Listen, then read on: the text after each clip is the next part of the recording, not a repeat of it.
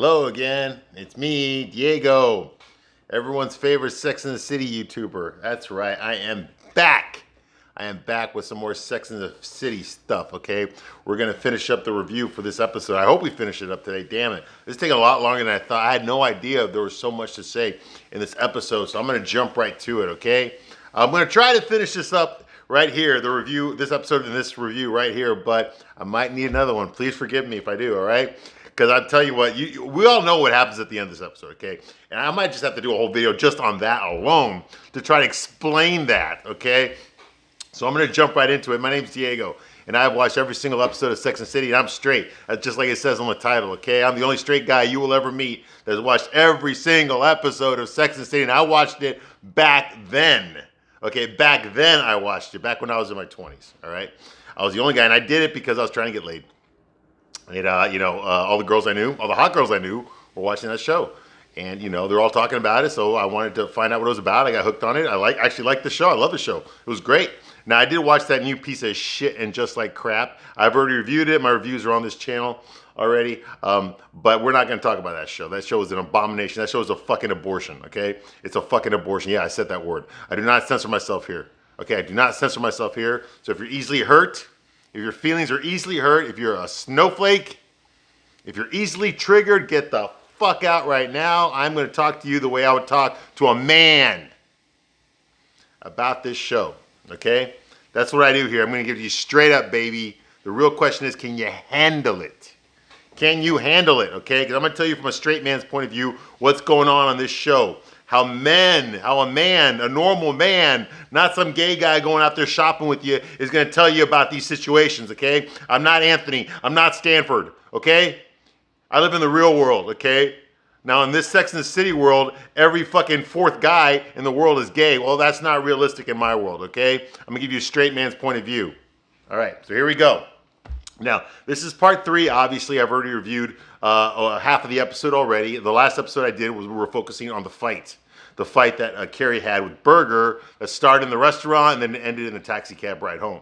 Okay, so we're done with that now. She's already bitched to her girlfriends about it. Okay, Samantha already told her don't do that, because she's a publicist and how you look is very important. So even if you feel like shit, you can't look like you feel like shit. What do you call it? Like Charlotte she keeps talking about how she's still in love with Harry. Oh, she misses Harry, her short, fat, hairy back Jewish fucking boyfriend that dumped her. He dumped her because she kept giving him pressure to propose to her, even though he never said he was going to marry her, because she did convert to his religion, but she thought he was going to marry her immediately, and he hasn't. He never asked the question. Well, she went psycho on him, okay, which rightfully so. He broke up with her, okay. She won't even let him fucking watch the baseball game. What the fuck kind of woman does that? Well, doesn't let her man watch this fucking baseball game. But oh well. So anyway, so that happened. So she's still upset, and she's going on these blind dates that these Jewish women from her synagogue keep fixing her on blind dates with their sons. But their sons end up being nerds or buying her fucking filler flowers instead of, the kind of flowers that she really wants, because there's no way they can fucking read her mind. That's their fault for not being able to read her mind. And, or they're gay or some shit. It's all sorts of fucking reasons, okay? So that's going on with her. Meanwhile, Samantha, she's proud of her boy toy, Smith Jared. She just named him Smith Jared last episode because she can sell that name better, okay? So that's his new name. He's got a billboard of himself in the Absolute Vodka billboard with him where he's naked, doing his thing, and then he's got a big bottle of vodka where his cock should be. Anyway, yeah. So that's up there on display for everybody to see, and she's proud of herself for that because she's gonna make her boy toy, not boyfriend, because she don't do relationships. She's gonna make her boy toy into a star. Okay, and he is completely oblivious. He's like completely fallen in love with her, and she's the best woman that he'll ever meet. And he's so happy to have her in his life, and and all that kind of bullshit. Again, if you believe that, I got a bridge I want to fucking sell you. But the really scary part, I think the writers of the show, and yeah, I'm talking to you, Michael Patrick King. I think that somewhere deep down in your heart, you really believe this bullshit. Okay, well you wouldn't know because you've never had pussy, so you wouldn't know. Okay, but I have, and this is bullshit. All right, this is total bullshit. Okay, he is using her. He is using her because she is a publicist. She's a high-priced professional publicist. He's a broke 28-year-old fucking living in his... Well, I don't know where he lives, but he's broke. I mean, he's waiting tables, okay? I was waiting tables back then. I know, all right? Struggling actors. I know that whole thing, all right? So, yeah, you hook up with a sugar mama. Yeah, you're set, okay? Think of Paul from Breakfast at Tiffany's. Okay, that's basically what Smith Jarrett is, but the show doesn't want to show you that. Because if you start thinking of that way, then you start thinking that Samantha is either desperate, that means she knows she's being played and she's doing it anyway because she can't get better, or she's fucking stupid, she doesn't fucking realize she's getting played, okay? I don't know which one is worse, but that's really what's happening. That's straight man's point of view. Okay, this show will never tell you that. No way. This show will never tell you that. No. Okay, but yes, that was realistically, that is what would happen. And how do I know this? Because I know guys that have done this. I know guys that do this, okay? Now, something you gotta know about this show, okay? This show shows you the 0.0000001% of the attractive men out there, okay? In America and in New York in particular, okay? These are not realistic men, okay? These are not your average guys. These aren't the guys that are gonna ask you out at the fucking Starbucks, okay? These aren't the guys that are gonna bump into you at the grocery store, okay, and ask you for your phone number. No, these aren't even the guys that you're gonna meet in a fucking nightclub, okay? Okay, no middle-aged woman, okay, bumps into a fucking CEO of a Fortune 500 company, okay, at a Starbucks, okay, and then they go out later on that night. That doesn't fucking happen, okay? That doesn't happen to your typical average woman, but apparently that's what happens to all the women on the show. All of them. Get the fuck out of here with that bullshit. But, you know, hey, just go with it. Just go with it. It's just a show, Diego. It's just a show. Don't take it so personally. It's not serious, Diego. It's not meant to be realistic, Diego. Oh my God, Diego. Why do you keep saying all this stuff? Like you're just jealous because the women finally, for the first time in history, have a show about them. Get the fuck out of here with your bullshit. Okay, I've heard all that bullshit, okay? Ripley don't believe this shit. And the problem is that I'm a guy, I know this is bullshit, okay? When I go see Star Wars, when I go see Avengers, I know that's bullshit. I can still enjoy it, but I know it's bullshit. I know I'm not gonna fucking walk out of the theater and go out to fucking fight Thanos. I know that. I always knew that. I know that ain't gonna happen to me. Biggest problem I have with you, lady, you watch this shit, you think it's gonna happen to you. No, it's not. It's not. Now, one of you, no, I dated a millionaire. Okay, well, good for you, okay? I'm talking about the rest of the fucking population. No, it just doesn't happen in real life. It just doesn't. Sorry. You know, the typical guy is going to hit on, come on, you remember, Samantha's what, 45? And I'm being generous. She's 45? Okay, the guy that's going to hit on Samantha is the fucking, is the guy working at Chipotle, okay? It's not going to be the CEO of a fucking 5-star hotel chain with his own private jet. Okay, no, that's not the guy that's gonna hit on Samantha. Okay? All right, moving right along. Or it's gonna be some fat guy that fucking sells insurance. Okay? That's the guy that's gonna hit on Samantha. Okay? It's not gonna be some fucking super fucking male model looking 28-year-old waiter, okay, at a fucking restaurant that only serves raw food. Okay? Will a guy like that fuck Samantha and date? Yes, he would, but he'll only do it if he's getting something out of it. Okay, if he's getting something out of it. If you ain't getting nothing out of it, he ain't doing it. There's better options out there. Sorry, ladies. Sorry. It's true. I know you love Samantha. I love her too. But this is true. Okay? Good. Got that out of the way. Okay. All right. So moving right along. So, yeah, Carrie and Berger had their fight. They're going to take a break for a week. All right. And so she's complaining to her girlfriends about it. And Miranda told her, hey, listen, you need to focus on you right now. Don't focus on him, focus on you. All right. So that's where we're at. The thesis of this episode is, do we need distance to get close? Do we need distance to get close? There is a subplot going on with Carrie. She has jury duty right now. So instead of working, she has to go to jury duty every day and just sit there and see if she gets called up. All right. Okay. So meanwhile, now we're on to Miranda. Okay. Her story this week. Miranda is late for a meeting at work. She's running late because of her kid. Okay. Because she's been spending so much time trying to get her work done, but she's got a baby, and keeping the baby and trying to get ready for work, waiting for the babysitter, all that kind of shit is driving her crazy, driving her nuts. So she's been a little bit late, okay, at work. All right. So she's late for a meeting at work with her supervisors, okay, and she's being reprimanded. Okay, I guess her supervisor are reprimanding her for being late.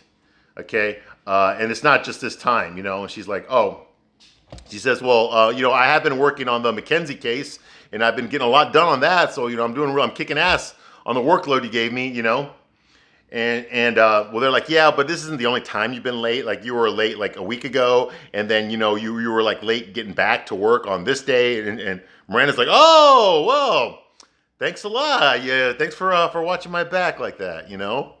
She's being sarcastic, of course. What a way to watch my back. And she's like, it's not a problem. Don't worry. It won't happen again. By the way, I am kicking ass on that McKenzie case you gave me.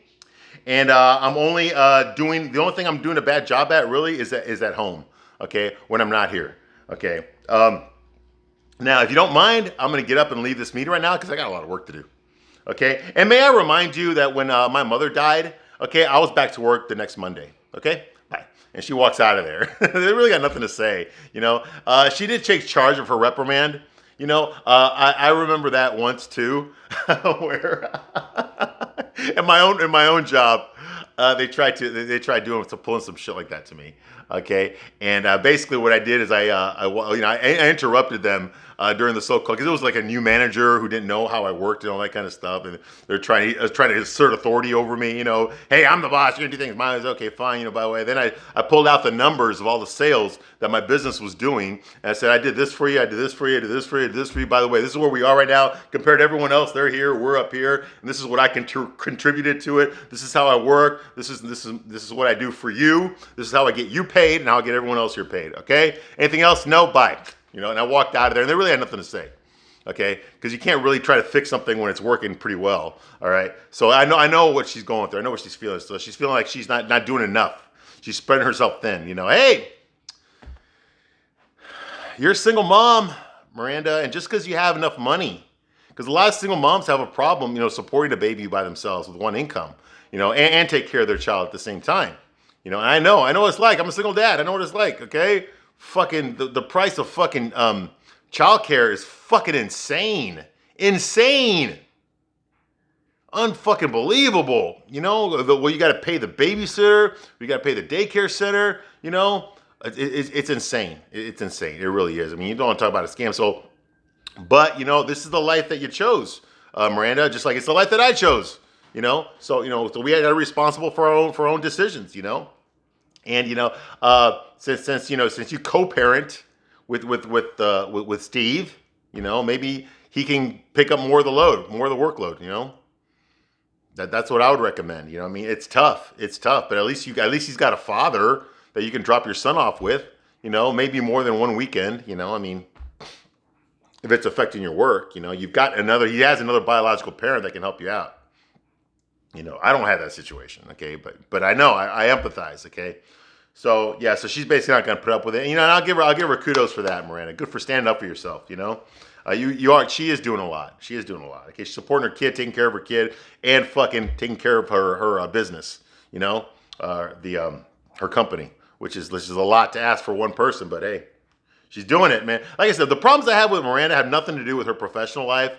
Okay, she's a very smart woman. Obviously, she went to Ivy League, Harvard-educated attorney, works at a huge law firm, So she's got her shit together, okay? That's not the problem I have with her, isn't that? It's the other shit. It's her personal stuff that I can't fucking stand, all right? All right. Moving right along. Now we're with Samantha again. Samantha meets with Smith at a bar, okay? And she wants to say she's drinking some fucking new martini called Absolute Hunk, which was named after him. And she's there to celebrate with him because of the success of the billboard, the naked billboard of himself. And he walks in there wearing one of those Peruvian hats, which unfortunately are still in style. Okay, all you fucking, some of you millennials out there, but mostly you Zoomers out there, fucking get rid of those fucking Peruvian hats, dude. It's fucking old, okay? The beard and the Peruvian hat, it's old, dude. It's old. Get rid of it. But anyway, Smith Jerrold was doing it back then, only without the beard. Okay, he still had those 90s locks, okay? The fucking, what do you call it? The Hanson. Mbop, yeah, he still looks like fuck, he got the Hanson haircut, okay? But he walks in there with his Peruvian hat. She makes him take it off, he's embarrassed. He tells her he's embarrassed. He's not doing very well, And the fact that his billboard is for Absolute Vodka, and he's an alcoholic in recovery. He's an AA, okay? He does not drink alcohol, okay? And he's known for being on a billboard of alcohol, okay? Which makes sense, but hey, you got to pay the bills, right?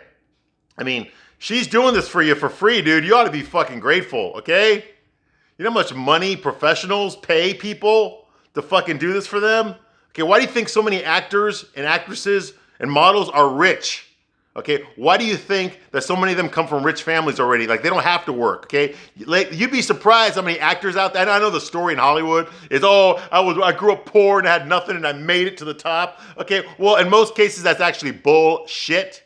Okay, most actors, actresses, and models come from rich families. They can afford to pay a publicist $150,000 a year until their little girl or their little boy makes it in Hollywood, okay? That's more realistic, okay? I'm not gonna do it right now, but I can name off a shitload of actors out there that were born into wealth, okay? Born into wealth, okay? It was a lot easier for them to make it than, the struggling, the person who grew up in a trailer park and made it in Hollywood. Okay, those are a lot more rare. A lot more rare. Most of your actors and actresses that are out there, they come from rich families, okay? So they can automatically hire a publicist. They can automatically secure an agent. They can automatically do all that kind of stuff until their little boy and little girl makes it, all right? Smith Jarrett apparently is not one of those. He's got to struggle. All he's got is his looks, so what he's going to do is going to use his looks to fucking make it in Hollywood, to become a serious actor, like he says. No one's going to take you seriously looking like that, you fucking idiot. But anyway, he wants to be a serious actor, okay? So Samantha wants to make him a star, okay? And even though realistically she would be charging someone a lot of money for these services,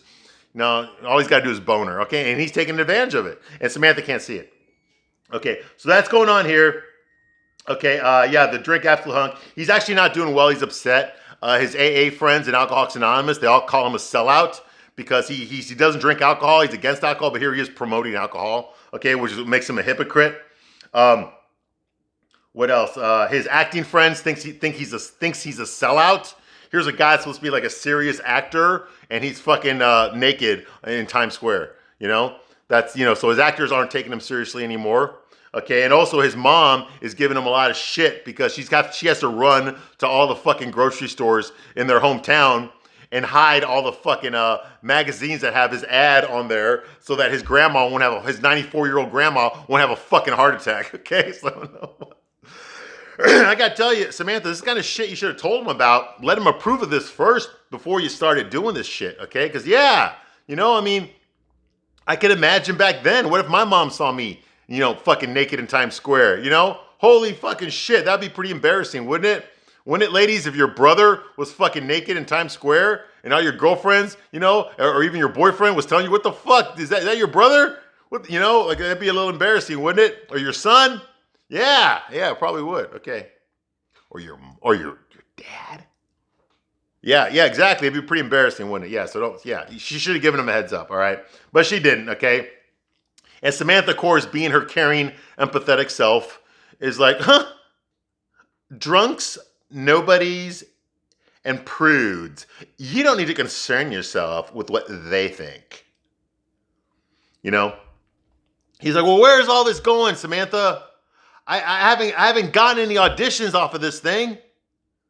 And then all of a sudden a group of gay guys come on and go, oh my God, are you the guy from the Absolute billboard? Is that you over there? Oh my God.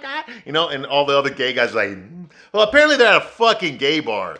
Like, what the fuck? I don't know. No wonder you were wearing a fucking Peruvian hat, dude. Samantha, what the fuck are you doing in the gay bar?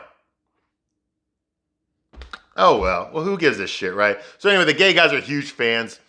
He's flattered, but he also thinks it's not going to get him anywhere. He's like, well, how do gay guys toasting me help my acting career, Samantha? And she's like, first come the gays, and then the girls, and then the industry. Okay, I guess she knows about this stuff, right? All right, so that's going on with him. All right, meanwhile, Charlotte is on another blind date. This time it's with a guy who's clearly gay. And he's just talking like he's gay, and he's fucking gay, and then he tells her he's gay, but his mom doesn't know he's gay, and that's why he's on this blind date with Charlotte. Okay, well, why don't you just fucking tell your mom you're gay? Okay, what the fuck? I don't think the Jewish religion has anything against it, but apparently he's like, everyone knows I'm gay except for my mom, So anyway, and she's like, well, my type is like, my mom doesn't know my type or some shit like that, but my type is that over there. And he points to the fucking picture of Smith, his fucking picture. And of course, Charlotte's like, I know this guy. He's like, oh, you know him? Oh my God, could you hook me up with him? Could you introduce me to him? And she's like, oh, well, he's straight. She's like, oh, another straight guy. Yeah, What am I supposed to say about this scene? Okay, what am I supposed to say? All right. When I worked with a lot of gay guys when I worked in acting and stuff, And most of them are really cool. They really are. You know, I don't have any problems with that at all. Um, but you know, it's like for some reason they automatically assume that like a good-looking guy is gay or might be. You know, and it's just no. Gay guys, if you're watching this, if you want to find a good-looking gay guy, okay, you need to go to a gay bar, okay? Don't go to a football game, okay? All right, anyway, don't go to an MMA fight, okay? Okay, all right, moving right along. All right, so that's going on here. So Charlotte agrees to meet. She meets another old lady that says like, "Oh, I need you to meet my son, David. He's gorgeous." Blah blah. She's like, "Oh, another blind date, another Jewish guy." You know, and she's in the back of her mind, doesn't matter who it is. She's still thinking about Harry. She just wants Harry to come back. And she looks at a picture of this Jewish guy named David. And he's a good-looking guy, so she agrees to meet with him. All right, moving right along. Miranda gets home. She's very frantic and stuff because she's been working late, pulling a lot of hours. So she got home. It was already nighttime when she got home. But luckily Magda was there. You know, she already took care of the baby and all that. And the baby was already asleep when Miranda gets home. And then she realizes that she rushed home to spend some time with her baby so she could put her baby to sleep. But the baby's already asleep. So now she's got nothing to do. She rushed home for nothing. She's just going to work all night and work on her Mackenzie case, okay? And this is starting to affect her. It's bothering her that she's working so much. She's not spending enough time with her kid. Okay, and I understand what that feels like. I do, man. And those of you all know what that's like if you have kids, okay? Yeah, so that's going on. Meanwhile, Carrie goes to a discount store, okay, because during her lunch break from jury duty, and she gets a phone call from Big. Yeah, Big's calling her from California. Okay, from Napa. He's playing golf over there, so he's got 10 minutes before he has to go up and for his next tee. And so he decides to spend that 10 minutes and just call Carrie, see how she's doing, right? You know? And he's like, you know, how's it going with that guy? What's his name again? Hot Dog? Carrie's like, his name is Burger. Why do you ask? Now, real quickly here, I've done this before, okay? I remember I dated a girl once. She was a trainer at my gym when I was in the Marines. I was dating this girl. She was a trainer at my gym. Her and her boyfriend had recently separated. Okay, so I was like the next guy she was dating, you know. And we were dating for a while. And then all of a sudden she, you know, just called me out of the blue. It's like, hey, you know, her boyfriend wants to get back together with her. So she wants to take him back. So she called it off. And I was okay with it, you know, but I was a little bit jealous just because I wasn't going to have sex with her anymore. So that kind of bothered me a bit. But whenever I would see her at the gym, now the guy's name was Jake. His name was Jake. Okay, and I would remember, whenever I'd see her at the gym, I'd be like, "Hey, how's your boyfriend Joke doing?" she would always have to correct me. I don't know why. I just thought of that when this scene happened. Okay, how's your boyfriend Joke? Okay, I thought it was funny. All right, moving right along. Okay, so what do you ask? Okay, so she tells him, well, his name is not Hot Dog, it's Burger. Why do you ask? And he says, like, because friends ask each other these things, Carrie. You know, they ask about each other's lives, you know. Besides, they got some time to kill. And she's like, oh, well, we're great, Big. We're doing really great. He's like, well, have you moved in together yet? She's like, no, we're taking a break. You know, it's just a little break. And Big's like, you haven't been together very long, Carrie, and you're already taking a break? You know, she's like, well, you know, we need space. He's like, he needs space from you, Carrie? This guy must be crazy. And she's like, coming from the guy that moved all the way to California. And she's got a point, he's got a point. You know what? Okay, I tell you what Big's doing. Big is lonely. He's lonely. For whatever reason, whatever girls he's got over there are not the same kind of girls he's going to meet in New York, in Manhattan. Okay? I mean, have you ever been in Napa Valley? Okay, I mean, yeah, there are some pretty girls there, but all the supermodels are in New York, okay? And all the actresses are in fucking LA, okay? And he's in either one of those places. He's in wine country, okay? So, like, you know, the pickings are going to be a lot different. I'm not saying there's not attractive women. I've been to Napa Valley. There's attractive women. There's attractive women everywhere, okay? But the majority of them are going to go to the big cities because if they're going to use their looks to make money, that's where they got to go. I mean, even porn stars got to go to fucking California, got to go to LA or Miami, you know? Actresses, fucking they got to go to New York if they want to do like Broadway and shit, So like, yeah, all the beautiful people are going to be over there. They're not going to be in Napa Valley. Okay, so the pickings are pretty slim. You see what I mean? So he's lonely. He wants to talk to someone he knows. Okay, someone that he's been fucking. He has been fucking her. Hey, the last time she was in California, he fucked her. So he's just lonely. He's just lonely. He wants to see when she's gonna come by and take care of him again. That's basically what he's doing. Okay. All right. So of course he's simping for her. Oh, he wants space from you. That guy must be crazy. How could he want to be away from you? Okay, how many times have you blown up at her big? All right, yeah. Okay, Carrie is the fucking crazy one. All right. So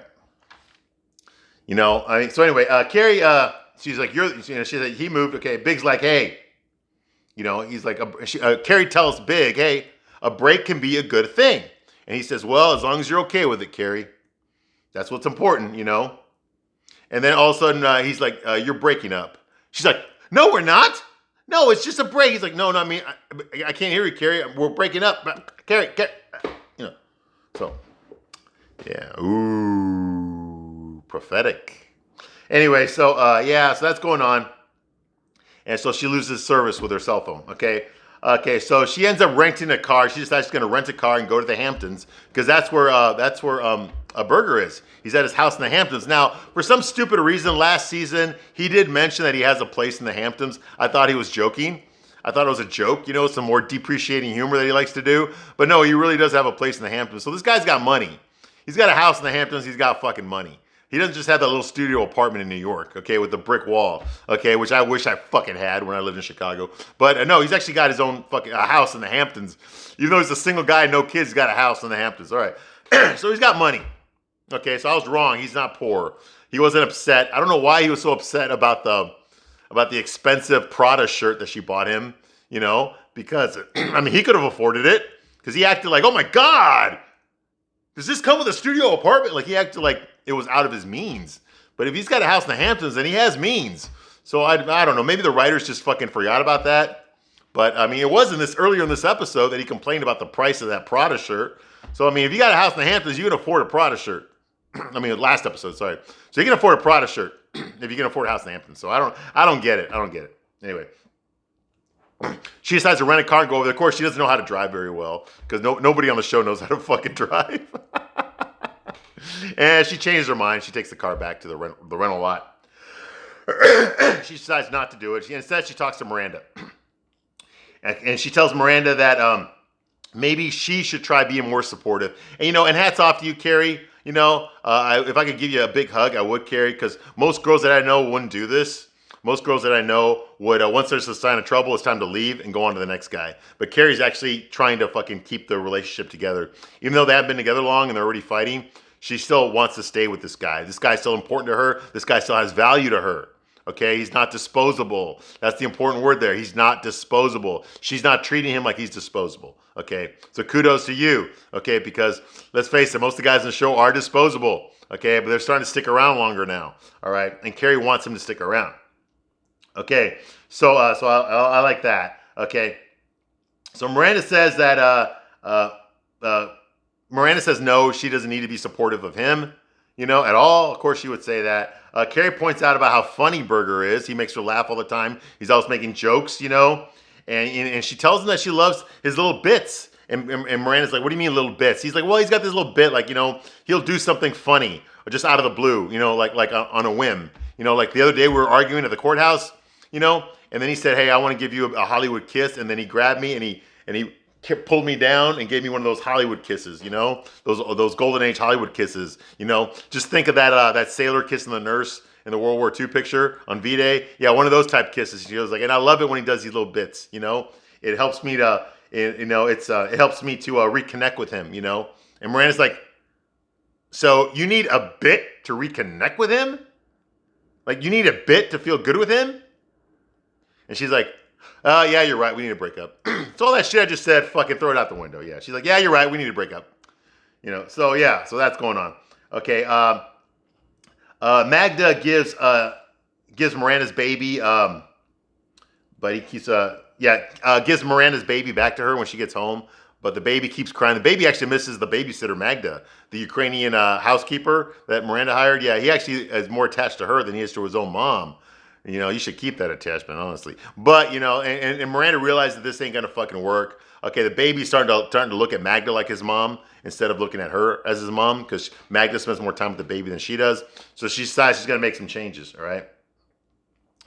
She decides that she's going to. She goes to her boss. Okay, that she met with earlier. They got reprimanded her earlier, and tells her that she can only work up to 50 hours a week from now on, 55 max. Because she needs to spend time with her kid. She needs to spend more time with her kid at home, and tells her that that's just how it has to be. And then she takes the little thing that the babies have over their crib. She decides to have pictures of herself there, so the baby can look at pictures of her when she's gone. Okay, which I thought was kind of cute. I never thought of that, but then I spent a lot of time with my kid. So anyway, so that's going on with her. That ends up her story. Meanwhile, Smith's poster is walking with Samantha, and he's walking by a bus stop, and there's a picture of Smith in his fucking, his vodka pose, and he looks at it, someone wrote down in graffiti, "absolute asshole," okay, and he's upset. He's taking it personally. He's like, "Oh my God, look at this. How is this helping me out, Samantha? Look at this. Look what they wrote on my picture." And she's like, "You know what? If you're going to make it in this business, your skin needs to get a lot thicker." Okay? And she steps back. He's like, "You need to step back and start looking at the big picture here, Smith." He's like, "What? The naked hustler business?" He's like, "Look, Samantha, I need time to think, all right? I'll see you later." And she's like, "Stop right there! So there's a bump in the road. You can't give up. This will all work out." He's like, "Well, what if it doesn't?" And then she's like, and she starts doing that thing. Now she's doing it, okay? Because she doesn't know if it's going to work out. A lot of the decisions we make in life are just based on chance. Doing the best that we can and taking a chance to see if it works out, if it doesn't, So she's scared here, and all of a sudden all these little young fucking private school girls, okay, these teeny boppers all recognize Smith from his picture, so they all group him. They start swarming him. "Oh my God, you're the guy from the vodka." Even though none of these girls is old enough to drink, they start groping him like he's fucking Elvis, all right? And, so like she's like, "See, I told you.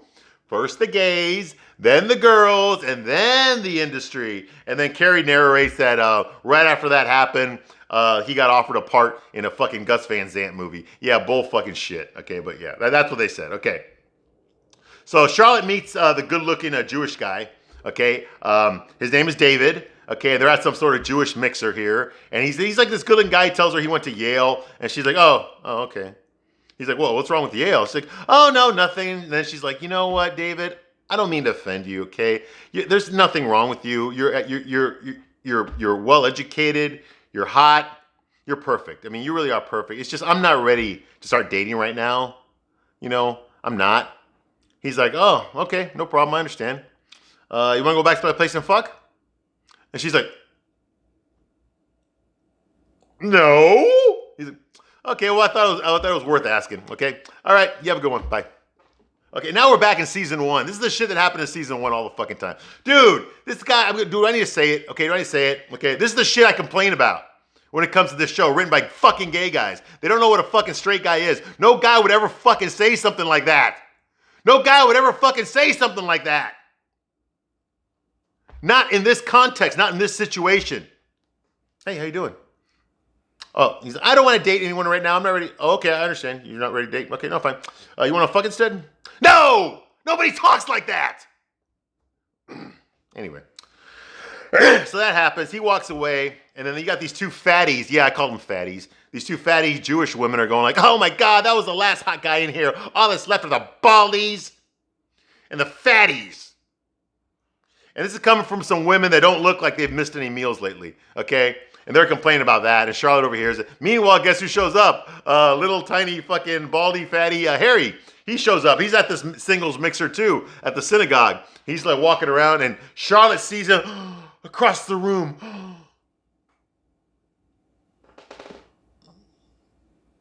Yeah, but basically it's like that. And she runs up and basically begs him She tells her, "Oh my God, Harry." He's like, "Hey, how you doing, Charlotte?" "Oh, I'm not good, Harry. I'm not good. Ever since you left, I realized what a mistake I made. I realized all the pressure I put on you. I was so unfair to you, and you need to forgive me. I'm so sorry for what I did. I miss you so much, and being away from you made me realize how much I love you." And I just want you to know that I don't care if you never want to marry me. I just want to stay with you forever. I just don't want to lose you. That's not enough, Charlotte. He gets on it. He's like, "Charlotte York, will you marry me?" Yes, yes, yes, yes, yes. So of course that happens. Of course it does. She says yes. Okay. Meanwhile, Carrie notices that strange man at the courthouse or jury duty. This time, instead of his briefcase, last time he took out a mango and she told Carrie about it. This time he's taking out a coconut and just holding it in his hand, a coconut. And she thinks to herself, like, you know what, who would really like to hear the story about this man with the coconut? Burger would. And then she realizes that she doesn't want to let him go because he's got a great sense of humor. And this is the kind of things that his bits are actually kind of what turns her on to him. And that's something that he can give her that other guys can't give her. Okay, so she decides that she wants to stay with Burger. All right. So that's going on here. Burger, of course, comes knocking on her door. It's been a week now. He said he'd be gone a week. He comes back. She may already made up in her mind that she's going to take him back. She wants to stay with him. She already made up her mind. And he gets there and he shows up with some pink carnations, the kind that she said she liked. Remember in the dinner when Charlotte was there? She said she likes pink carnations. Charlotte's the one that hates carnations, but Carrie said she liked the pink carnations because they're making a comeback. So he's got the pink carnations and he tells her, "Hey, Carrie, I just want you to know that I'm sorry, and I love you, and I want to make this work." And she's like, "I love you too." And by the way, that guy was back, and he, instead of a mango, he pulled out a coconut this time. And he pulled out, guess what he pulled out? He's like, "What, a pineapple?" He's like, "No, a coconut." He's like, "Oh, so close." So he gives her this big hug, and and they look really happy. They look really happy together. And he hugs her and stuff. Of course, he spends the night. Carrie wakes up the next day, and he's not there. And she gets up and she looks around for him. He's nowhere to be found. The flowers are there in a vase in the center of her living room there. And she looks over at her laptop, and right there on her laptop is a Post-it note. A Post-it note. And that Post-it note says, "I'm sorry, I can't, don't hate me. I'm sorry, I can't, don't hate me." Well, Carrie takes a moment to contemplate that, and then she loses her shit and smashes the vase with and the flowers fly everywhere. She's fucking pissed off. Okay, why did Burger do that? Okay, Burger did. I think like deep down inside, he doesn't have the self-esteem to be with someone like Carrie. Okay, for all the times that Carrie puts herself down, she also picks herself up, and Burger is not that easy. It's not that easy for him to pick himself back up. Okay, like I said before, that depreciating humor that you found so charming when we first met him, I think he halfway kind of believes that stuff. He puts himself down a lot. He can't stand anyone else putting him down, and he can't stand being with a woman that he knows he's not as good as. Maybe he feels he doesn't deserve someone like her. Maybe he thinks Carrie's out of his league. Maybe he's used to women letting him down, like his last girlfriend did. He's afraid that would happen with Carrie. If she doesn't respect him, that she'll probably cheat on him or something like his last girlfriend did. Okay. That's the best I can do. All right. So thank you for watching this review, and I will be back on the next one.